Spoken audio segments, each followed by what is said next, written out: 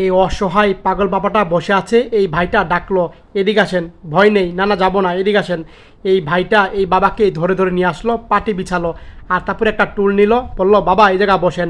বাবাকে বসালো, গায়ের নোংরা জামাটা খুলে দিচ্ছিল, আর চুলগুলা খুব সুন্দর করে দিচ্ছিল দয়াবান ভাইটা। এক পর্যায়ে দাড়িটাও সুন্দর করে দিল এই বাবাটাকে, আর পায়ের নোংরা জুতাগুলা খুলে ফেলে দিল, আর নোংরা প্যান্টটাও ফেলে দিল এই দয়াবান ভাইটা। এক পর্যায়ে বালতি নিয়ে আসলো, পানি নিয়ে আসলো, আর পানি ঢেলে সমস্ত শরীরটা ভিজিয়ে দিল, সুন্দর করে সাবান দিয়ে শরীরটা ধুয়ে দিচ্ছিল এই দয়াবান ভাইটা। এই বাবাটা কত বছর ধরে গোসল করে না, আজ বাবাকে সুন্দর করে ডলে মলে গোসল করে দিচ্ছিল। বাবা অনেক আরাম পাচ্ছিল।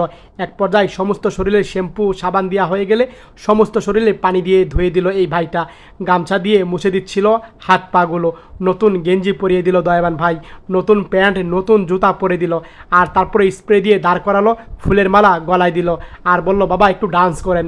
আর বাবাটা তার সাথে ডান্স করছিল, অনেক আনন্দ করছিল এই পাগল বৃদ্ধ বাবাটা।